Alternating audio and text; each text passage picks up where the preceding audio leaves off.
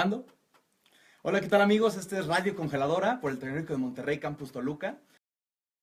Emilio Guerra, destacado estudiante de cuarto semestre por el ITES en Toluca de Derecho. Emilio Guerra trabaja en la coordinación del Instituto Mexiquense de la Juventud y por si fuera poco, es columnista en la revista Jóvenes es hacer política y presidente de la Sociedad de Debate del Tecnológico de Monterrey, Campus Toluca, en la cual pues, me siento muy afortunado también de pertenecer. El día de hoy vamos a hablar de pues va a ser un diálogo político, vamos a hacer pues una charla amena acerca de las próximas elecciones del 4 de junio que se acercan para la gubernatura del Estado de México. Bueno, pero antes, sin más, Emilio Guerra. Muchas ¿Cómo gracias, estás, amigo? Brian. Pues muy bien, muy contentos de estar aquí en la cabina de medios y pues abrir el foro para platicar de estos asuntos que son tan importantes, ¿no? Muchas veces se critica no solo a un partido político o a un perfil político solamente, sino a la política en general, y no se abre debate y no se abre espacio para platicar estas cosas, y pues yo te felicito, amigo, por esta invitación y pues por supuesto también por el espacio. Gracias. Bueno, Emi, para empezar, tú estudias Derecho y aparte estás trabajando.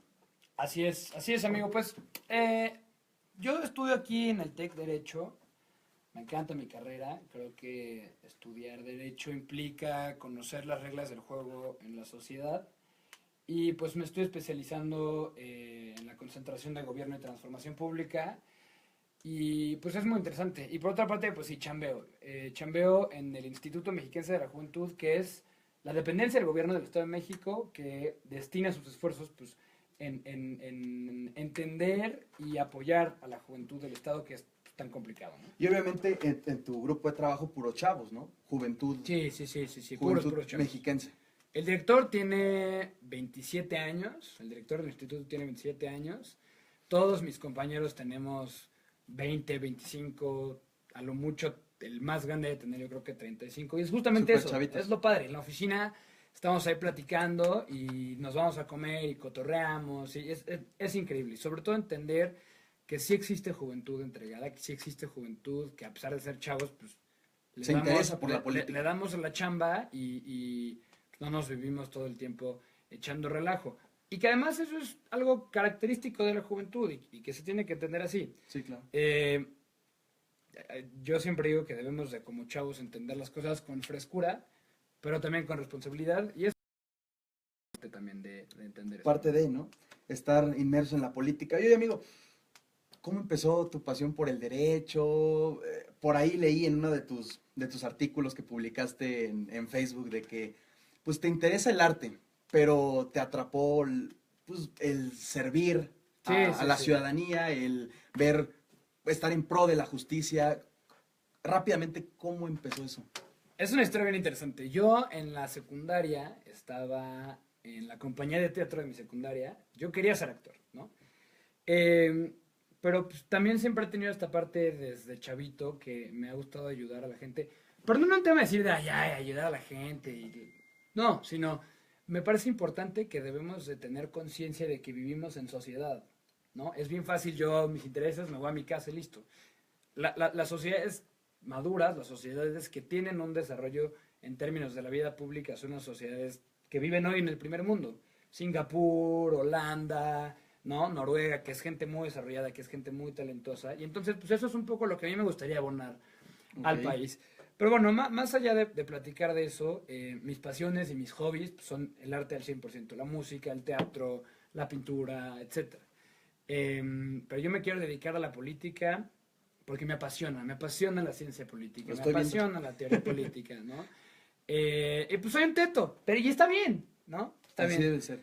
Y pues bueno, si la materia a la que me estoy dedicando da a pie para poder ayudar a los demás, pues qué mejor, ¿no? Qué mejor. Oye, y ya para ahondar en el tema principal del día de hoy, Buenísimo. ¿qué retos has enfrentado el estar muy cerca de la política? Ya, pues es bien complicado. En estos últimos años hemos visto un cambio total en la manera en la que se hace la política en el mundo.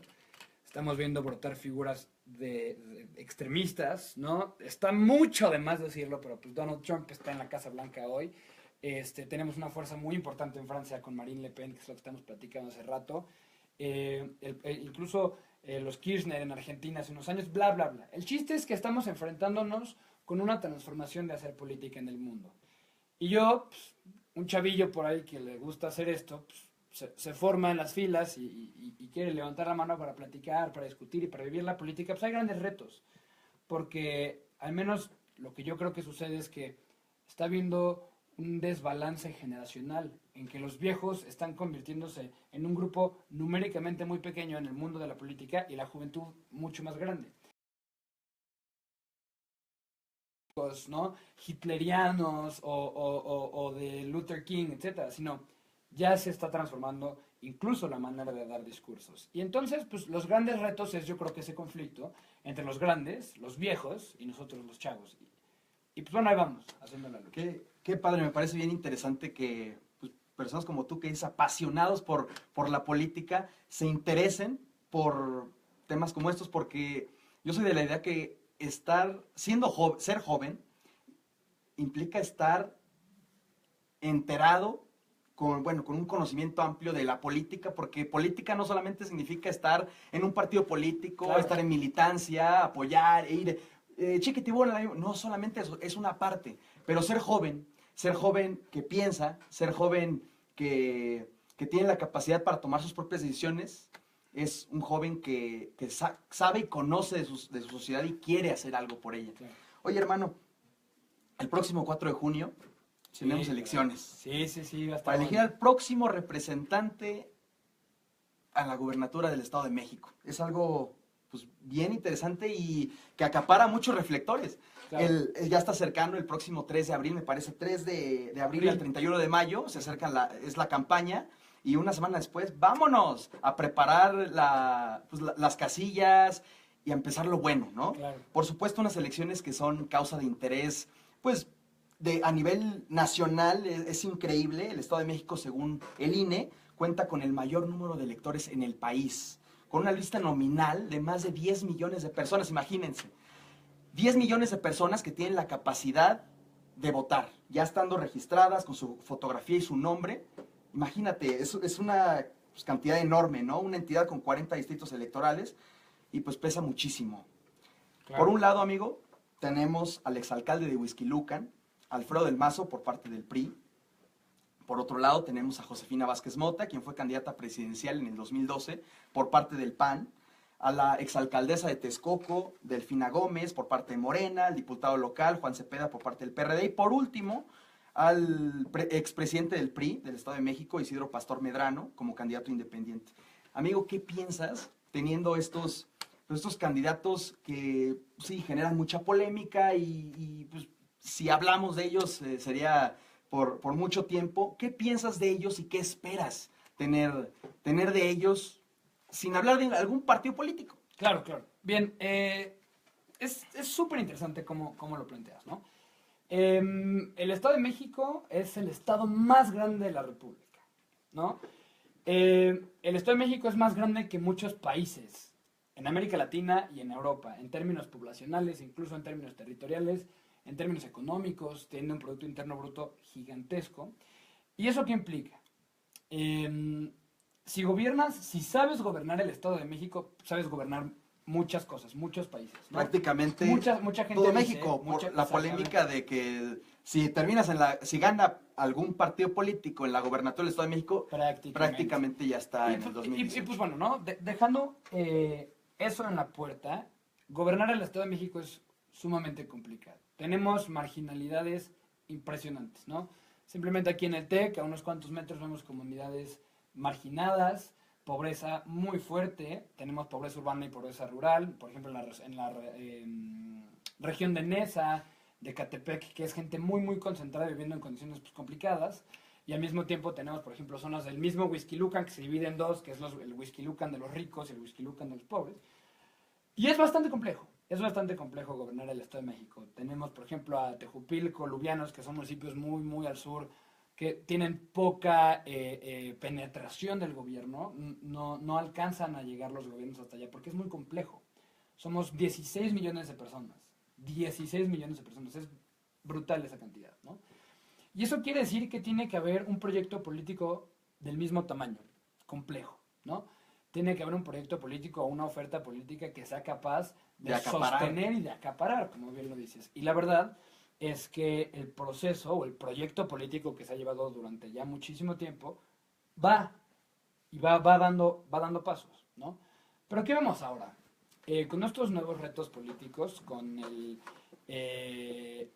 nuevo florecimiento de lo que llaman populismo, Ernesto Laclau, un filósofo argentino, ya se murió hace unos años, habla sobre el populismo, de que tiene que haber un liderazgo que acapare esos lugares a donde no llega a penetrar el gobierno, que es un poco lo que platicamos hace rato. Y entonces, pues, en ese sentido, por supuesto, y hay que decirlo, que el sector de la izquierda mexicana, Morena, lanza esa piedra, ¿no?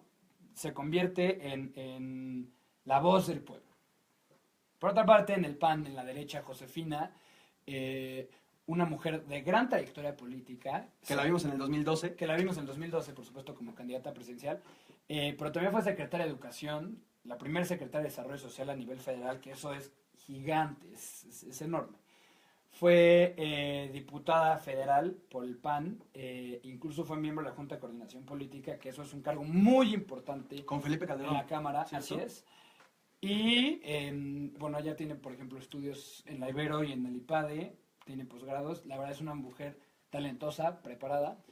Y por otra parte, tenemos a Alfredo del Mazo, el exalcalde de Huixquilucan, como bien lo mencionas, también fue director del Banco Nacional de Obras en México, que es quien da créditos a los municipios para construir obras, carreteras, puentes, ya sabes, ¿no? Drenaje, etc. Fue director del Instituto Mexiquense del Emprendedor con la gobernatura, el entonces gobernador Peña Nieto.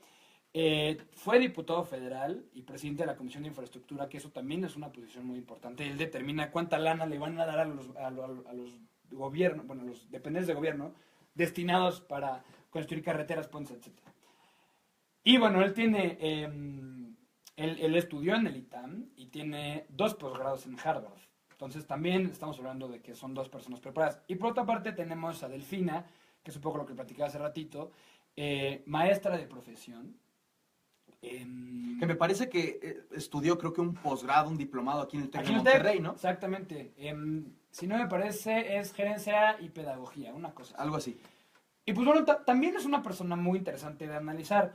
Tenemos a Isidro Pastor por la Independiente, que eso me llama mucho la atención. Porque estuvo en el PRI. O sea, él fue presidente estatal del PRI, Del PRI. y secretario de movilidad aquí en el Estado de México, cuate del Gober. Y pues bueno, ahí vemos pugnas, ¿no? Y también tenemos a Juan Cepeda por el PRD, él es exalcalde de Nesa. Nesa es la ciudad más bueno, el segundo municipio más poblado del Edomex. Entonces tenemos, digamos, en la mesa a gente sumamente talentosa, a gente con muchas ganas de hacer cosas. Pero el único problema que nos frena o nos pone una venda en los ojos es justamente la antipatía que tenemos por hablar, sentir y vivir política.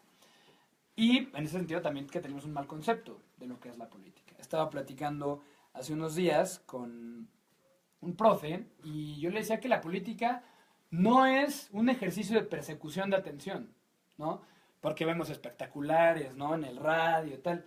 Yo no creo que se trate de ver quién gana el juego de ego, sino quién sabe organizarse mejor para que la ciudad funcione. Es así de sencillo, ¿no? Y pues bueno, la oferta política que tenemos en el Estado de México ha variado, se ha pluralizado. Tenemos más personas que tienen la mano levantada con la intención de contender por la gobernatura. Y pues bueno, ahí va. A mí me parece que estamos vislumbrando un reto gigante, gigantesco. Tenemos el 2018, ¿no? La presidencia de la República. Y no solo eso, sino la transformación de cómo se hace la política en el mundo. Y es un poco lo que te platicaba, ¿no? Amigo, qué bueno que ahondas en ese tema de la política, entender y apasionarte por temas pues, que estás viviendo, que estás palpando, que están a la vuelta de la esquina, ¿no? Claro. Y para eso quisiera mencionarte y narrarte un relato de un cuate llamado Tucídides que nació en 460 a.C., en Grecia. No sé si has escuchado de los diálogos de Melios, un pasaje de su libro, Claro. La historia de la guerra del Peloponeso. Una guerra, un conflicto que hubo entre Atenas y los famosos Melios. Melios es una islita de la antigua Grecia y pues era muy codiciada por los atenienses. Entonces, Atenas quería incorporar a Melios, esa pequeña islita, porque era muy rica, era una isla muy, muy rica. Quería incorporar a su imperio a Melios y, bueno, formar parte de su ubicación. Y para no hacerles mucho rollo, los atenienses peleaban y discutían con estos cuates en el relato que te digo, describiendo y mencionando que Atenas era una fregonería, que ellos eran mejores, que ellos tenían el poder y que prácticamente que pidieran perdón y que entregaran todas sus riquezas a los melios y que pues, ya, o sea, no tenían nada que pelear, ¿no? Entonces, decían esto, la premisa de que los fuertes imponen su poder, tocándoles a los débiles padecer lo que deben padecer. Órale. Mientras que Melios, siendo una ciudad justa y en contra de pues, estas desigualdades que tenían los atenienses, argumentan con una teoría positiva, peleando racionalmente e inteligentemente y no físicamente, que se puede llegar a una convivencia y finalmente pues los Melios logran convencer a los atenienses de que pues oye, no me hagas nada. Aquí lo que importa no es la brutalidad física de quién es más fuerte que el otro, sino quién puede utilizar más su capacidad racional, ¿no? Entonces, para eso, no creas que es nada más un choro, quiero llegar a una reflexión. Sí, mano, ya, échale. Quiero llegar a una reflexión. Actualmente vivimos en una sociedad en donde somos débiles y padecemos lo que debemos padecer, como lo dice este señor, las personas que no actuamos. Claro. Personas que no actuamos en pro de la inteligencia y el raciocinio, que no estamos, como lo decíamos ahorita, que no estamos en política, porque política no quiere decir estar en un partido político, sea rojo, sea amarillo, sea naranja, no estar en militancia solamente. Significa política, saber enterarse y empaparse. Somos débiles, las personas que criticamos, podemos criticar políticos a sobremanera y no actuamos, y no hay opción. Hay que ser como los Melios, que luchan en contra de los atenienses, a favor de un raciocinio y no con una brutalidad física, ¿no? No criticar a partidos ni personas y ver por el bien común. Con un propósito, hacer de México mucho México, es nuestro México, ¿no? Claro, claro. ¿Qué piensas de esto? Estoy 100% de acuerdo contigo, hermano. Fíjate que estaba leyendo hace unos días, ya varios días, el Colegio de México saca un informe que se llama Informe País cada año, en el que hace pues, un análisis muy amplio, muy, muy ancho del país. Preferencias políticas, participación ciudadana, más que nada se trata de eso, bla, bla, bla, bla. Y más o menos en el 2015, que es el último que leí, ya tengo que echarme en el 16, ya no salí. Hay que renovar. Sale que un gran porcentaje de los mexicanos actuamos por sentimiento, ¿no? Las agallas, etc. Y muy poco actuamos por raciocinio. Y es un poco como los Melios y los atenienses, ¿no? Es bien sencillo sentarnos en esta mesa y criticar, no solo a la política, hermano, a lo que sea. El problema o el asunto está cuando nos sentamos y decimos como, oye, a ver, pues, vamos a pelear por un desarrollo verdadero, ¿no? Entonces, pues bueno, un poco ahondando lo que tú estás diciendo, me parece preciso mencionar que en el Estado de México, o la contienda que hay para el Estado de México de la gobernatura, tiene que ganar eso. Tiene que ganar el que quiera pelear por un raciocinio, el que quiera pelear por un desarrollo integral del Estado de México, y que tiene que tener una agenda grande de gobierno. Y para no estar diciendo nada más cosas al aire, eso es lo que yo creo que debe de haber. Debe de haber una propuesta en la distinta oferta política, un paquete, un estudio, una agenda de gobierno que sea transversal, que le quepa a todos. A los viejitos, a los jóvenes, a los estudiantes, a los pobres, a los desempleados, a los ricos, a los empresarios, a los emprendedores, etc. Y eso es muy complicado de hacer, porque un brother, yo no voy a saber qué quieren todos los demás. En cambio, si muchas personas tienen la voluntad de participar y se quieren unir a un proyecto, yo creo que va a ganar el que le abra las puertas a la participación de la gente.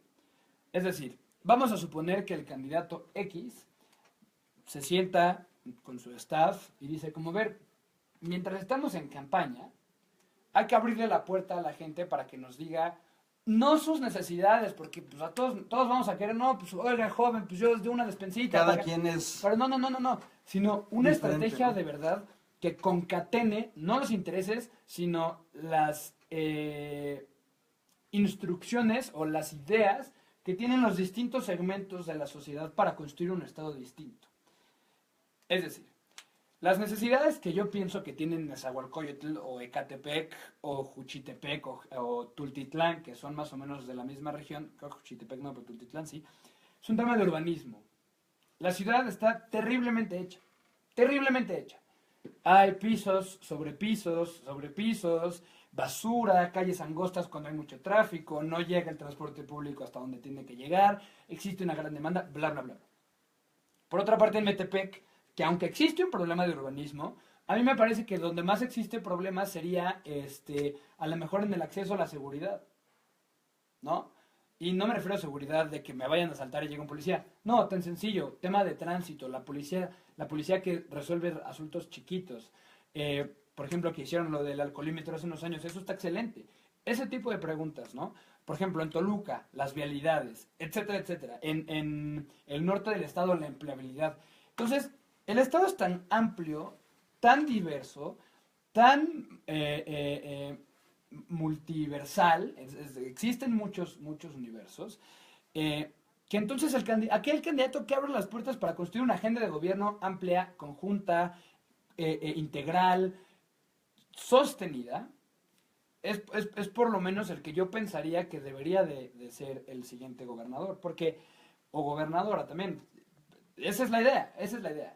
Tenemos que fomentar e incentivar que la gente forme parte de las decisiones del gobierno y que no es un ejercicio unilateral, ni del gobierno ni tampoco de la gente, sino un ejercicio mutuo, exactamente. Mi hermano, abarcas muchos puntos que, bueno, definitivamente concuerdo contigo y hablar de política, hablar sin partido político es algo bien interesante porque es hablar de temas que nos conciernen a todos, digo, hablar de política mencionando solamente dos partidos políticos. A modo de conclusión, me gustaría recapitular lo que hemos hecho, lo que hemos comentado. México está en una época en donde tiene una necesidad de tener personas mexicanos, mexiquenses, que se preocupen por la política, que se preocupen por el bienestar social, pero chiquito, como tú lo dices, en tu escuela, en tu familia, que te preocupes por, a ver, ¿cómo me voy a levantar hoy y qué he hecho hoy de bien para ayudar a mi sociedad? Entonces, ver por el bien común es algo que debemos de tener todos bien claro.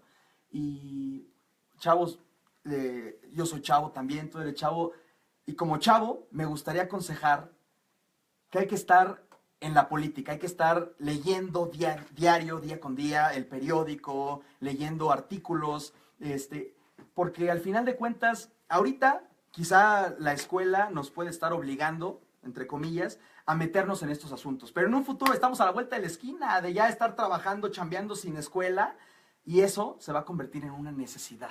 Entonces, no esperemos a que eso se convierta en una necesidad del estar en la política, en el conocimiento público, en el conocimiento pues, como mexiquenses, ¿no?